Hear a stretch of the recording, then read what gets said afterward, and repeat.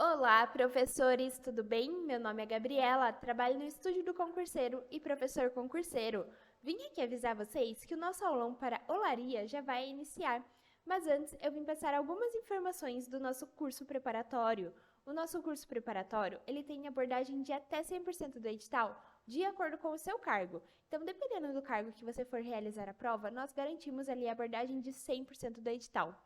Vocês têm aulas ao vivo que ficam gravadas, então quando a aula estiver ocorrendo ao vivo ali, vocês conseguem tirar as suas dúvidas com os professores e depois, quando você for assistir ela gravada, caso surja alguma dúvida, você pode mandar mensagem para nós da equipe pedagógica, que passamos todas as informações daí para os professores e repassamos para vocês novamente. O nosso curso preparatório, ele vai ter ali abordagem de até 100%, nós temos conteúdos de língua portuguesa, matemática e raciocínio lógico, informática, conhecimentos pedagógicos, legislação educacional e muitos outros conteúdos que você encontra somente aqui no nosso curso. Nós temos ali um módulo exclusivo de simulados, onde vocês conseguem intensificar ainda mais os estudos. Bom, gente, sem mais delongas, eu vou deixar vocês agora com o professor. Daqui a pouquinho eu volto para falar a questão dos valores, tá? Mas antes eu deixar vocês assistirem esse aulão que está imperdível. Tenho certeza que vocês vão gostar. Não esquece de deixar aquele like e comentar aqui embaixo o que vocês acharam, tá bom? Então até daqui a pouquinho. Boa aula! Olá, professores, boa noite, tudo bem? Estão conseguindo me ouvir? Boa noite, boa noite. Só verificar aqui o que vocês mandaram.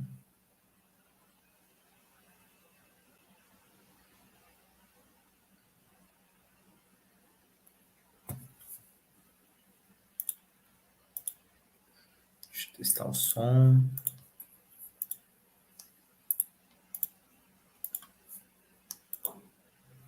Opa.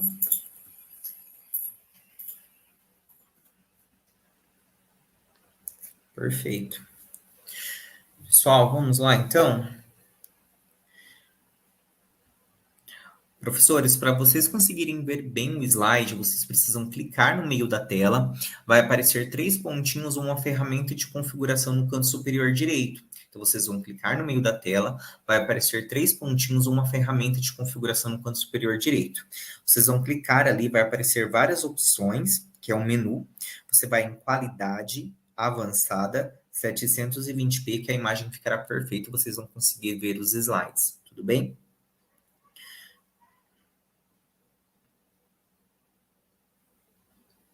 Então vamos lá. Pessoal, para quem não me conhece, eu me chamo Raina Trentin, eu sou professor e advogado, moro aqui no Paraná, em Curitiba, sou professor de concurso público há mais de 4 anos, né? Já tive ali mais de 6 mil alunos ali pelo Brasil e mais de 400 alunos hoje com cursos ativos aí se preparando, né?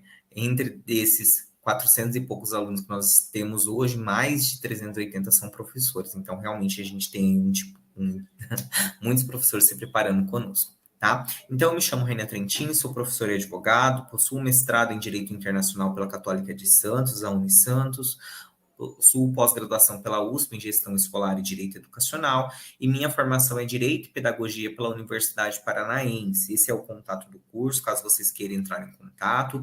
Nós vamos ter curso preparatório para o seu município. Hoje nós temos ali mais de 49 cidades com cursos ativos, né? Então, assim, a gente está atendendo a nível Brasil.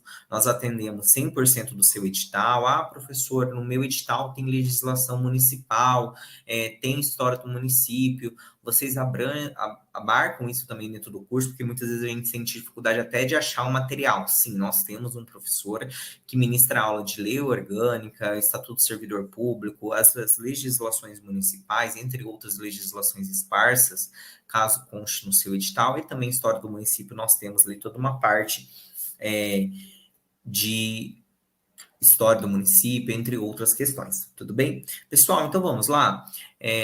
Hoje nós vamos falar de conhecimentos pedagógicos, fundamentos educacionais, tendo em vista o edital de vocês. Tudo bem?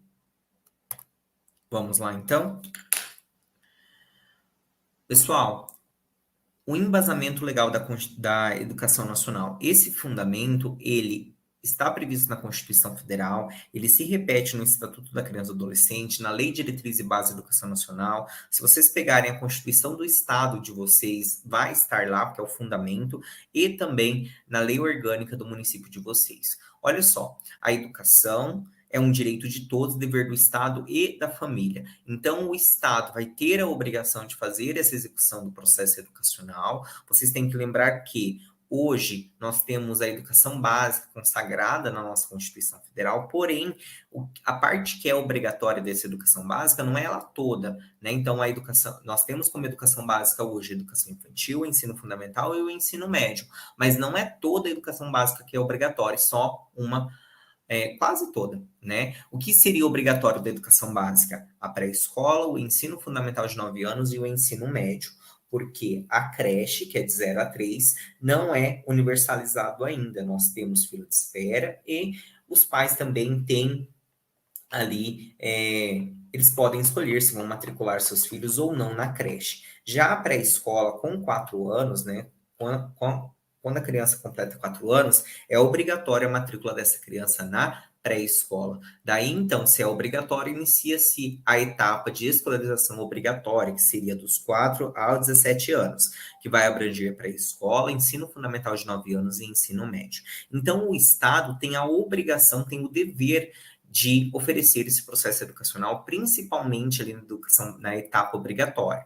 E a família tem a responsabilidade não só de matricular seus filhos e enviar seus filhos para a escola. A família também tem a obrigação de acompanhar o processo, o percurso pedagógico, auxiliar ali os professores, a escola, a equipe pedagógica, em tudo que for necessário para a educação dos seus filhos e também participar do processo decisório da escola nos mecanismos da gestão democrática, que a escola pública tem esse compromisso com a gestão democrática.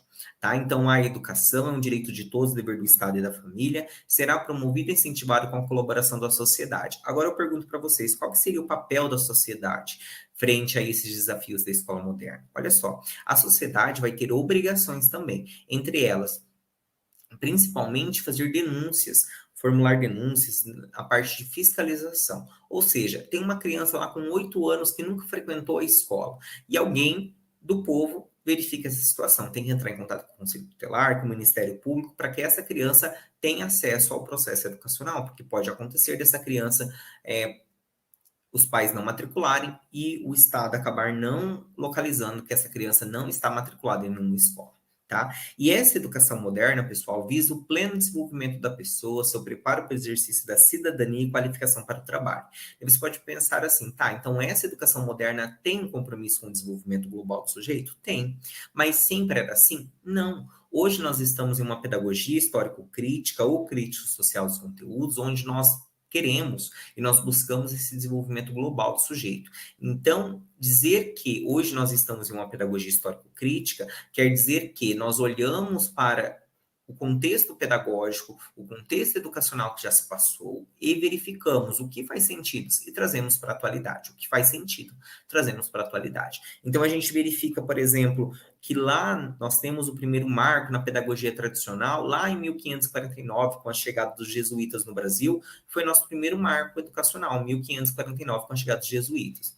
Lá no primeiro marco, nós verificamos que o processo educacional não era uma educação somente subjetiva, era uma educação assistencial, ou seja, de forma de assistência, o Estado não se responsabilizava. Hoje não, hoje nós já vemos que a educação é um direito de todos e dever do Estado, ou seja, o Estado hoje é responsável por esse processo educacional.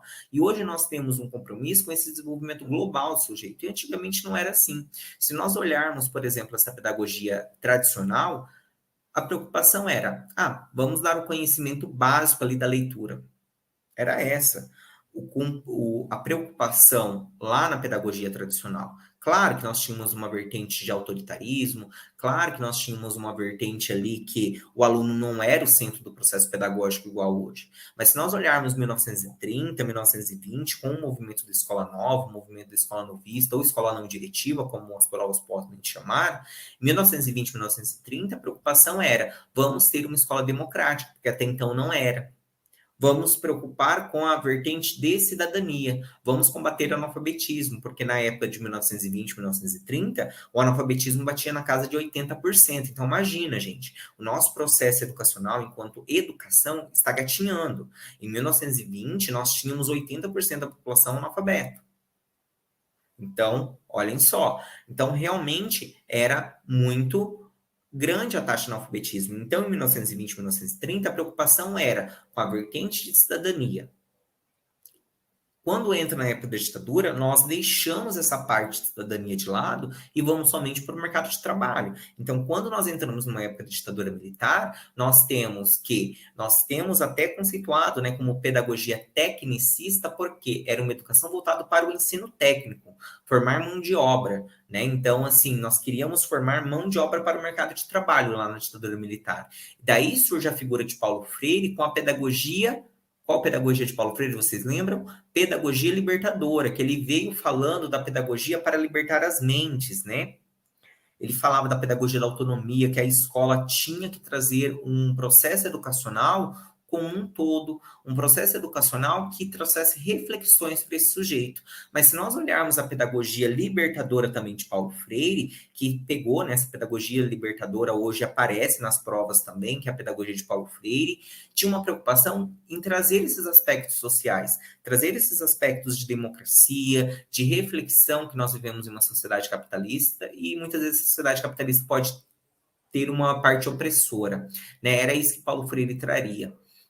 Mas não havia uma preocupação nessas épocas, né, nesses contextos, com o desenvolvimento global do sujeito. Então, por isso que nós falamos que hoje nós estamos em uma pedagogia histórico-crítica, porque nós olhamos criticamente a história da educação, nós pegamos esses conteúdos e verificamos, tá, o que é importante, o que é significativo, porque nós não vamos falar assim, vamos começar do zero em 1988 com a Constituição Federal. Não, nós falamos assim, tá, há uma história educacional, nós verificamos que certos momentos a educação focou, deu mais ênfase em algum aspecto, só que a gente tem que olhar a educação em sua globalidade. Então, de que forma que nós vamos fazer esse processo educacional? Então, foi isso que trouxe em 1988 e com a vinda dessa pedagogia histórico-crítica ou crítica social dos conteúdos, que é a mesma coisa, tá? A prova não pode diferenciar para vocês. Seria isso, esse aspecto do desenvolvimento integral, essa preocupação dessa pedagogia do acolhimento, essa pedagogia do afeto, onde nós não queremos deixar ninguém para trás no processo educacional, todos os sujeitos importam dentro desse processo, onde nós vamos ter que realmente nos preocupar com todos. Então, nós vamos ter a pedagogia do acolhimento, a pedagogia do afeto, com a preocupação desse desenvolvimento integral. Não é focar no mercado de trabalho, não é só focar no aspecto social, e sim nesse desenvolvimento global do sujeito, tá? Para isso aconteça, nós vamos ter a educação básica. A educação básica traduz o básico para o sujeito viver com dignidade. Entende que sem esse básico, o sujeito não consegue nem ter nem o básico da sociedade. Então, ele não consegue estar inserido no mercado de trabalho e muito menos usufruir dos bens disponíveis na sociedade. Como primeira etapa dessa educação básica, nós vamos ter educação infantil. Qual que é a finalidade dessa educação infantil? Primeiramente, a educação infantil, então, ela é considerada a primeira etapa dessa educação básica e tem como finalidade o desenvolvimento integral da criança de até 5 anos de idade, em seu aspecto físico, psicológico, intelectual e social, que vai vir complementando também a ação da família e da comunidade. Então, a educação infantil tem como aspecto esse desenvolvimento global do sujeito. Lembrando que, a nível de ensino, dentro da educação infantil, nós não vamos ter componentes curriculares, nós não temos áreas do conhecimento. Então, como que essa criança aprende dentro do ensino da educação infantil? Porque nós sabemos que dentro da educação infantil, o sujeito, ele se desenvolve, tem um cunho pedagógico, né? Claro, tem um cunho pedagógico, não tem apenas brincadeiras no sentido descontextualizados com o desenvolvimento. Não, nós temos tem uma intencionalidade educativa dentro da educação infantil. Então, os eixos estruturantes da educação infantil são as interações e as brincadeiras, que têm como objetivo que o sujeito desenvolva sua identidade e autonomia por várias frentes. Então, nós temos, por exemplo, o eu, o outro, o nós. Por quê? A criança, no início da sua pequenidade, ela vai se reconhecer primeiro o eu, ou seja, enquanto sujeito. Depois ela reconhece que há um outro, que tem sentimentos, desejos, pensamentos, emoções, e ela precisa se relacionar com esse outro na creche, na pré-escola, e nesse convívio com o outro, ela entende que tem que compartilhar brinquedos, objetos, porque a criança, quando ela tem 3, 4 anos, aflora o egocentrismo dela, isso quem diz é Piaget. Então a criança ela é egocêntrica, ela acha que o mundo gira em torno dela, então ela se entende como sujeito e acha que todo mundo gira em torno dela. Então ela entende o outro. Olha lá o campo de experiência, o eu. Depois ela entende que há um outro que tem emoções, sentimentos, pensamentos, que vai ter que compartilhar brinquedos, que nós vamos ter que refletir sobre essas relações, e daí ela conhece, então, o eu, o outro e o nós, ou seja, estamos em um contato social onde nós vamos precisar refletir sobre esse desenvolvimento. Então, nós vamos ter os campos de experiências alinhados à experimentação desse sujeito, onde ele vai ter corpos, gestos e movimentos, por exemplo, então a criança vai ser estimulada ali na vertente do desenvolvimento, na vertente de realmente correr, pular com o pé só, pular com os dois, reconhecer também seus limites corporais. Esse é um dos objetivos também da educação infantil, tá? Então, quando a criança ela chega, né, ela deixa a educação infantil, ela sai desses campos de experiência, que são campos de experimentações, e entra nos componentes curriculares, nas áreas do conhecimento do ensino fundamental. Hoje nós sabemos, e está muito claro, tá? Para fins de prova também, claro, perguntam muito isso, onde que acontece o processo de alfabetização? Gente, a alfabetização só acontece no ensino fundamental, tá? Tomem cuidado com isso. A alfabetização só acontece no ensino fundamental. Tomem cuidado com isso, tá? Então, a alfabetização acontece nos 2 primeiros anos do ensino fundamental. Quem que diz isso? A Base Nacional Comum Curricular, tá? A Base Nacional Comum Curricular diz que o processo de alfabetização vai acontecer nos 2 primeiros anos do ensino fundamental.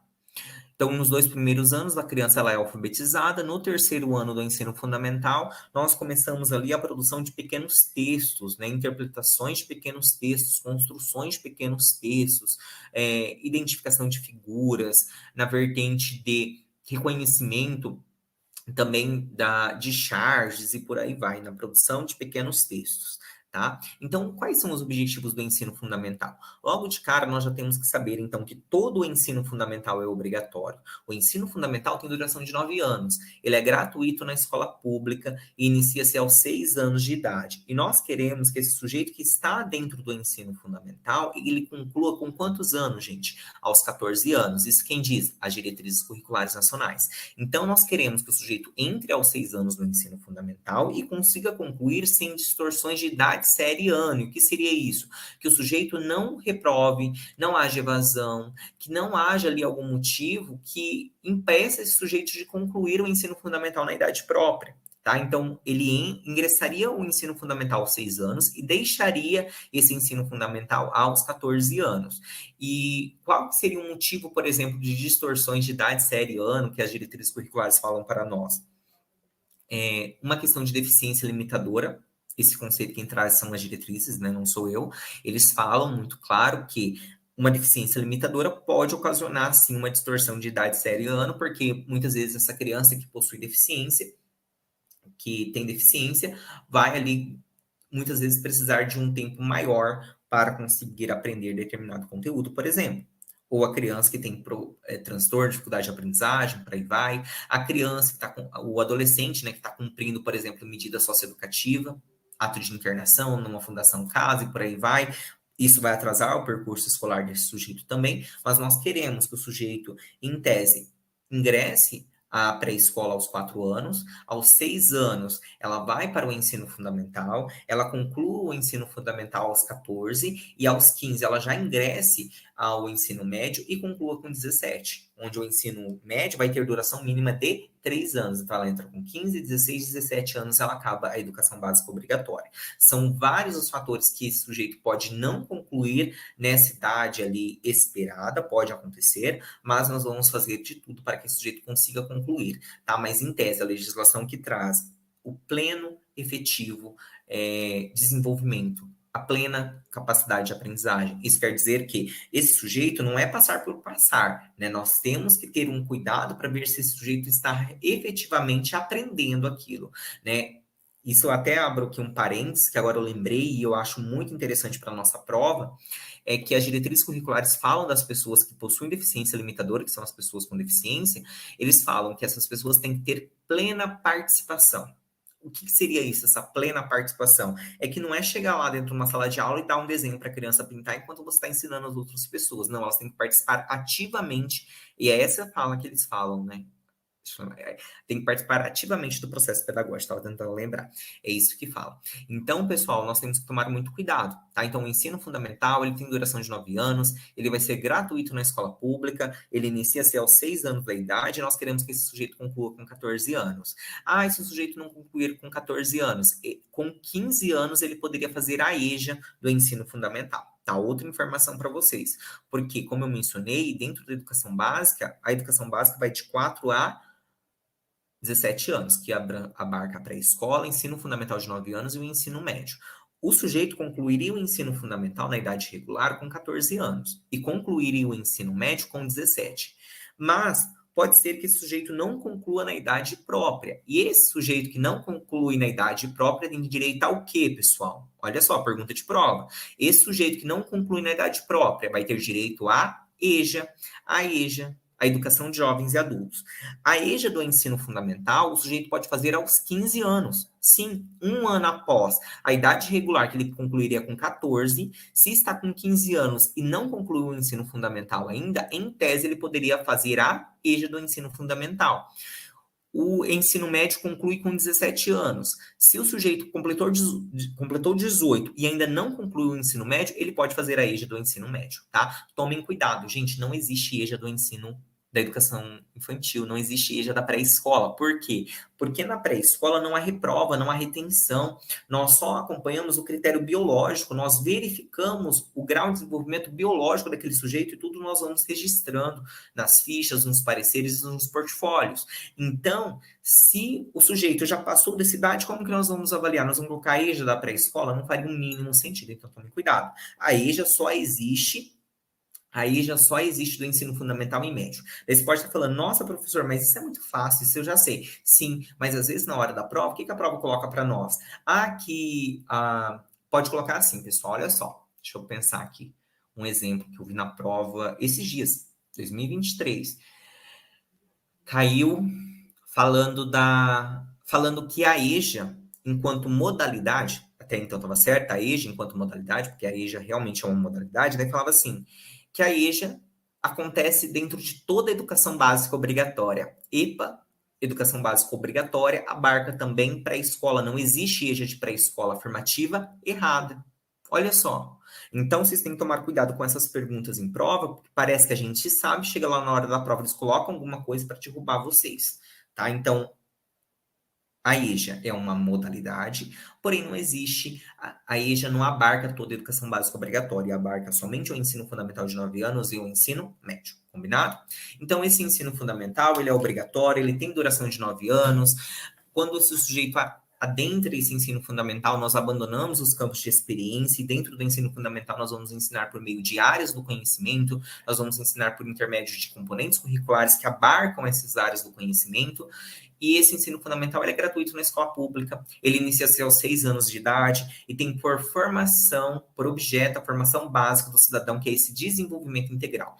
Primeiro, nós queremos que o sujeito, dentro do ensino fundamental de 9 anos, tenha o desenvolvimento da capacidade de aprender esse conhecimento sistematizado e tendo como meios básicos o pleno domínio da leitura, que esse sujeito consiga ler tudo, tem um pleno domínio da leitura, da escrita e do cálculo, que ele consiga compreender também o ambiente natural e social em que vive, tá? Do sistema político, da tecnologia, das artes e dos valores que se fundamenta a sociedade, que esse sujeito tenha o desenvolvimento da capacidade de aprendizagem, pleno desenvolvimento da capacidade de aprendizagem, tendo em vista a aquisição de conhecimentos e habilidades e a formação de atitudes e valores. Nós queremos, claro, então, que esse sujeito conheça a vertente social, do sistema político, do legislativo, executivo e judiciário, que ele consiga compreender como se faz a sociedade, a vertente até de uma vertente empática, de como viver em harmonia, os laços de solidariedade humana, o fortalecimento dos vínculos da família, questões de empatia, dos laços de solidariedade humana e da tolerância recíproca em que se assenta a vida social.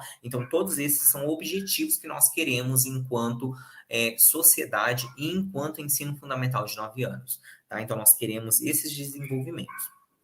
Se tratando de base nacional comum curricular, o que eu tenho para falar para vocês da vertente de currículo e base nacional comum curricular? Primeira afirmação que pode vir na prova e nós temos que tomar cuidado. Olha só, pode falar na prova para nós que a BNCC é o currículo. Não é. Mentira. Se perguntar na prova, a base nacional comum curricular é o currículo? Não é. Errado. Se tiver uma afirmativa falando que é, não marque, porque é errado. A Base Nacional Comum Curricular, o que é? É uma referência nacional. Traz a BNCC, que é a Base Nacional Comum Curricular, não é o currículo. Ela traz conteúdos e aprendizagens essenciais que todos os alunos têm que aprender dentro da educação básica. Ela não é o currículo, ela é uma referência para a criação dos currículos. Ela traz subsídios. A BNCC é normativo, ela traz essas aprendizagens essenciais. Ela vem no sentido de criar políticas públicas para superar a fragmentação curricular e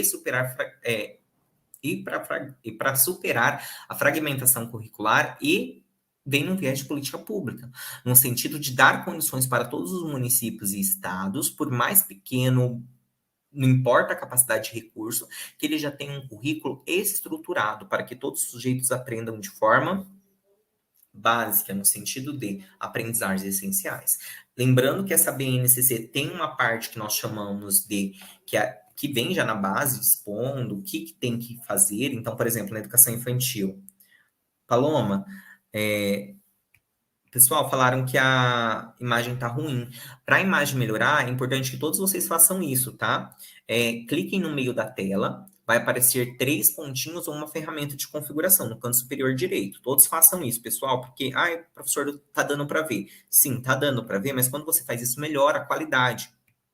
Então, você vai clicar no meio da tela, vai aparecer 3 pontinhos ou uma ferramenta de configuração. Você vai clicar ali, daí vai aparecer várias opções. Você vai em qualidade, avançada, 720p, que a imagem ficará perfeita. Acabei de fazer no meu e realmente a resolução melhora muito. Tudo bem? Clica no meio da tela, 3 pontinhos ou uma ferramenta de configuração. Você vai clicar, vai aparecer várias opções. Você vai em qualidade, avançada, 720p. Tudo bem? Então, assim, pessoal, quando a gente pensa em Base Nacional Comum Curricular, ela traz esses subsídios para a criação dos currículos. Então, a BNCC não é o currículo, ela traz subsídios para a criação desses currículos, tá? Quando se trata de educação infantil, nós sabemos, então, que não há essas áreas do conhecimento. O que nós vamos ter na educação infantil são campos de experiência, que são campos de experimentação. Então, em tese, esse sujeito vai passar por várias experiências por meio dos eixos estruturantes, que são as interações e as brincadeiras, onde ela vai construindo sua identidade e autonomia, tá? Dentro da educação infantil e dentro de toda a educação básica, nós vamos ter a indissociabilidade entre o educar e o cuidar. Tá? Então, o cuidar e o educar são, dentro de toda a educação básica, nós temos que ter essa preocupação do cuidar e do educar, tá? Porque não somente na educação infantil, mas em toda a educação básica. Porque se não fosse assim, eu costumo falar, né? Se não fosse assim, nós não estaríamos preocupados com aquele adolescente que mata a aula. Nós temos que ligar para o conselho, nós temos que ligar para os pais, nós temos que ir atrás desse aluno, porque esse aluno vai estar na escola. Então, nós temos uma preocupação. E nós vamos ter uma preocupação também com o desenvolvimento global do sujeito, porque nós já vimos que a educação infantil tem essa preocupação, assim como toda a educação básica, tá? Então, na educação infantil, nós vamos ter os direitos de aprendizagem e desenvolvimento, esses direitos de aprendizagem que estão estruturados dentro da BNCC, está somente para a educação infantil, nós já vamos falar sobre eles, porque expõe ali dentro da base, e nós vamos ter também os campos de experiência, tá? Olha só, quais são os direitos de aprendizagem segundo a Base Nacional Comum Curricular? Então, segundo a Base Nacional Comum Curricular, nós vamos ter esses 6 direitos de aprendizagem, que são conviver, brincar, participar, explorar, expressar e conhecer-se. São esses 6 direitos de aprendizagem. Vocês têm que saber isso para a prova, porque se perguntar quais são os 6 direitos de aprendizagem, eles vão colocar coisas absurdas ali para confundir vocês. E vão ser esses 6, que são conviver, brincar, participar, explorar, expressar e conhecer-se. Então, como eu mencionei, dentro da educação infantil, nós não vamos ter as áreas do conhecimento, nós não vamos ter componentes curriculares. Os sujeitos vão aprender por meio dos eixos estruturantes, que são as interações e as brincadeiras, onde vai permear todos os campos de experiência. Então, a primeira experiência, o eu, o outro, o nós. O segundo campo, corpos, gestos e movimentos. Terceiro, escuta, fala, pensamento e imaginação. Todos os anos, pessoal, as crianças vão perpassar todos esses campos de experiência. Então, por exemplo, em uma semana ela pode participar desse eu, outro, nós. Cada estabelecimento de ensino vai dispor de alguma forma, mas seria basicamente isso. Então, não adianta vocês pensarem assim, são 5 anos. São 5 anos. Cada ano vai ficar em um campo de experiência. Então, tipo, só num ano vai ficar no eu, o outro, nós. Daí no outro seria corpo, gesto e movimento. Não é assim. Nos 5 anos, tá? Para quem nunca trabalhou em educação infantil e tudo mais, não é um ano de cada campo de experiência, tá? Todo ano vão ter esses 5 campos de experiência para trabalhar, porque nós vamos trabalhar de forma progressiva, contínua. O currículo ele é processual, isso quer dizer que nós não vamos trabalhar em um ano, pronto, eu, outro, nós. Só eu, outro, nós. E acabou. Não. Nós vamos trabalhar todo ano esses 5 campos de experiência dentro da educação infantil, que é o eu, o outro, o nós, corpo, gestos e movimentos, escuta, fala, pensamento e imaginação, traços, sons, cores e formas, espaços, tempos, quantidades, relações e transformações. Esses são os campos de experiência. Tá? Então, esses campos de experiência são dentro da educação infantil. Quando o sujeito entra no ensino fundamental, o que vai acontecer? Nós abandonamos, então, esses campos de experiência e o sujeito vão ser incluídos nas áreas do conhecimento, né? Vão entrar ali nas áreas do conhecimento e nos componentes curriculares, onde nós vamos ter essas áreas do conhecimento que eu vou falar aqui para vocês. Tomem cuidado, porque a prova pode colocar para nós, e está colocando agora em 2023, já vi umas 3 bancas colocando isso agora em 2023, então isso é muito importante, falando que o ensino religioso, olha só, a pegadinha, falando que o ensino religioso para nós, o ensino religioso é uma área do conhecimento. Gente, olha aí a estrutura da BNCC.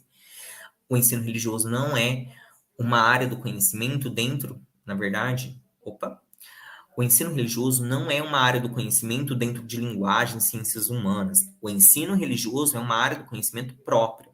Então, nós vamos ter a área do conhecimento ensino religioso, do componente curricular de ensino religioso. O ensino religioso não está dentro da área de linguagens e muito menos dentro da área de ciências humanas. E muita gente está confundindo, falando que o ensino religioso está dentro de humanas, e não está, porque a BNCC traz essa estrutura. Tá? Então, a estrutura do currículo do ensino fundamental traz essas áreas do conhecimento, que vamos ter, por exemplo, a primeira área do conhecimento, linguagens e suas tecnologias. Então, lá na área de linguagens, nós vamos ter o quê? Os componentes curriculares. Então, nós vamos trabalhar a língua portuguesa, né? Já sabendo que a língua portuguesa, nos 2 primeiros anos, nós vamos ter como foco a alfabetização. No 3º ano, nós vamos ter ali a produção de pequenos textos. Nós vamos ter também a arte. A arte vai se dividir, a arte, né? Não é mais artes, é arte. A arte se divide entre artes visuais, teatro, música e artes, tá? Então, a arte, ela se divide nesses 4 eixos de ensino, que é estruturante da arte, né? Tá? São esses 4. Nós vamos ter também a educação física. Sim, a educação física está dentro da área de conhecimento de linguagens, e a língua inglesa. Tomem cuidado com a língua inglesa, porque o que vocês têm que saber? A língua inglesa está dentro da estrutura do currículo do ensino fundamental, porém, entretudo, todavia, ela só é obrigatória no ensino fundamental das séries finais. Então, os 5 primeiros anos do ensino fundamental não é obrigatório ter a língua estrangeira, apenas a partir do 6º ano do ensino fundamental. Tomem cuidado com isso.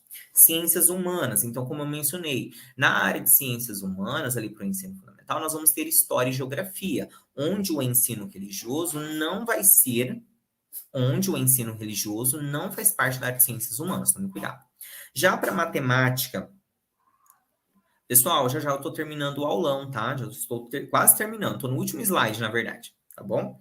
Olha só, a área de matemática e suas tecnologias, nós vamos ter a matemática. E na área de ciências da natureza, nós vamos ter a ciências. Já no ensino religioso, nós temos que tomar cuidado. Olhem só, na área de ensino religioso, nós vamos ter o componente curricular, então, só de ensino religioso, e uma coisa nós vamos ter que tomar cuidado, tá? Olha só o que nós vamos ter que tomar cuidado. O ensino religioso é um componente curricular obrigatório. Isso. O ensino religioso é um componente curricular obrigatório, só que a matrícula dele é facultativa, tá? Então tomem cuidado, porque daí podem perguntar na prova se o ensino religioso é um componente facultativo. Não. O ensino religioso é um componente curricular obrigatório, ou seja, tem que ter a oferta. Agora, se o aluno vai cursar, daí já é outro 500, porque ele é facultativo, ele vai se matricular se caso ele quiser. Tudo bem? Pessoal, então seria isso, né? O nosso aulão. Gostaria de saber se ficou alguma dúvida. Pessoal, esse é um aulão inaugural. É uma aula de fundamentos, na verdade, né? Porque é o básico. Realmente, claro que são muitos assuntos, né, que são básicos para vocês saberem no concurso, mas eu trouxe aqui tendo em vista o edital de vocês, tá? A gente tem muitas turmas em lançamento para essa semana, tá? E fica aí o convite para estar realizando o curso conosco. Nosso curso é composto por aulas ao vivo que ficam gravadas. Nós também disponibilizamos muito material na modalidade gravada para vocês poderem assistir e ir complementando os estudos. Nós temos muitas questões simuladas que é feito dentro do curso, nós não vendemos de forma separada o simulado para vocês, tá? Peço que vocês entrem em contato no WhatsApp do curso para que eles te passem toda a proposta do que vai abranger, tá? Nós temos cursos que abrangemos 100% do edital para os cargos com formação em pedagogia. Professor, minha formação é pedagogia, abrangemos 100%. Eu sou professor de matemática, não tem curso para mim? Nós temos, só que a abrangência daí é parcial. Vocês precisam entrar em contato no WhatsApp com a nossa secretaria, que eles te passam a proposta do curso e o valor, a duração, tá? Já te falo que a duração do seu curso vai até a data da sua prova, então a prova é no domingo, até sexta-feira à noite você tem um acompanhamento ali às aulas. Você tem acesso aos materiais até uma semana após a prova. Tudo que acontece na aula ao vivo, por exemplo, essa é uma aula ao vivo, fica gravado, vocês podem rever quantas vezes for necessário. Nós conseguimos atender até aquele aluno que tem só 1, 2 horas por dia, né? A maioria dos nossos alunos são mulheres, trabalha o dia todo, tem casa, marido, filho, então não dispõe de muito tempo para estudos. Então, esses alunos, eles conseguem estudar por aulas resumos. Assim como se, professor, eu estou desempregado esse ano, não estou na escola, eu tenho disposição ali para estudar 4, 5 horas por dia.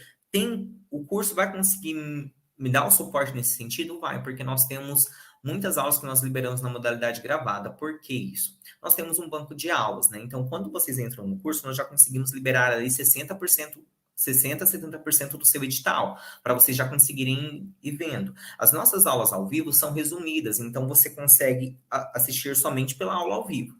Mas você fala assim, não, professor, eu tenho um tempo, eu vou assistir as gravações. Claro que daí é um modo mais intensificado, mas você vai conseguir no seu tempo. Ou se não, você vai assistir a aula ao vivo. Nós fazemos muitos simulados no curso, né? Aí você identifica, nossa, professor, eu tenho dificuldade em instâncias colegiadas dentro da gestão democrática. Tem aula sobre isso? Tem. Tá lá no Google Sala de Aula. Então eu vou assistir porque eu sei o conceito, mas chega na hora eu fiz algum simulado, nossa, me deu dificuldade nisso aqui, eu vou lá e assisto essa aula. Então também tem essa flexibilidade. Vocês têm suporte com dúvidas, suporte pedagógico, então não é um curso gravado que você não vai ter nenhum suporte. Não, você vai ter um suporte, porque nós vamos estar ali para te auxiliar na sua aprovação. Tudo bem? Pessoal, então seria isso. O nosso curso também não tem um valor muito caro, claro que vocês precisam constar na secretaria. Eu não estou com a proposta da turma de vocês aqui agora, mas no WhatsApp ali, eles te passam, né, a informação com a coordenação do curso ali com a secretaria, onde eles te passam já a carga horária, o que vai abranger, o que não vai, e já te passam também o preço. Mas o nosso curso hoje está no valor máximo de R$ 360, e esse valor já é à vista, né, com 20% de desconto, 360, esse é o valor máximo, lembrando, o seu curso pode custar 299, 320, depende da sua proposta. O que vai ser o que vai abranger ali dentro do seu curso. Então, o valor máximo 360, isso no valor à vista, já aplicado os 20% de desconto, 360. Ou você pode parcelar em 12 vezes de R$ 37,90. Esses são os valores máximos, tá? Aplicados dentro do curso nessa semana promocional. Tá? Pessoal, então fica aí o convite para realizar o curso conosco, nosso curso é de qualidade, vocês têm direito também a muita correção de simulado dentro do curso, então nós não vendemos isso à parte, né, porque muitos cursos às vezes fazem assim, não te dão suporte, joga só gravações, não te dá questões, você não tem auxílio nenhum, e nós já te damos esse suporte. Professor, vocês também podem falar assim, professor, eu tenho dificuldade em determinado conteúdo. Projeto político-pedagógico, regimento escolar. Você pode me explicar ou trazer isso na próxima aula? A gente traz. Então, vocês têm esse contato, né? E vocês podem dispor disso dentro do curso sem pagar nada a mais. Tá bom, pessoal? Fica aí o convite para estar realizando o curso conosco. Nosso curso é de extrema qualidade, tenho certeza que ele vai te auxiliar nesse momento de aprovação, tá bom? Pessoal, espero que vocês tenham gostado. E é isso. E até mais, tá? Quem for adquirir o curso, nos vemos aí na quarta-feira.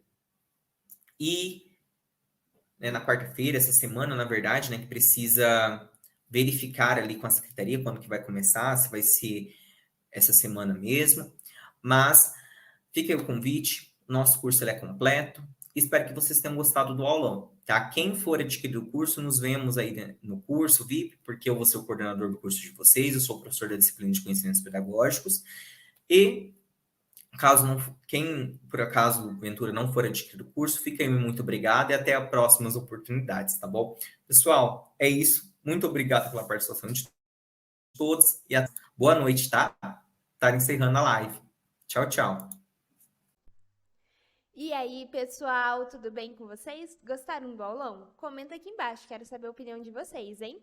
Bom, gente, o nosso curso preparatório ali, com a abordagem dos conhecimentos de língua portuguesa, matemática, raciocínio lógico, informática também, conhecimentos pedagógicos, legislação ali, com abordagem de até 100% de acordo com o seu cargo, o nosso curso ele está saindo ali por 12 vezes de R$ 39,90 ou à vista com 20% de desconto por R$ 380.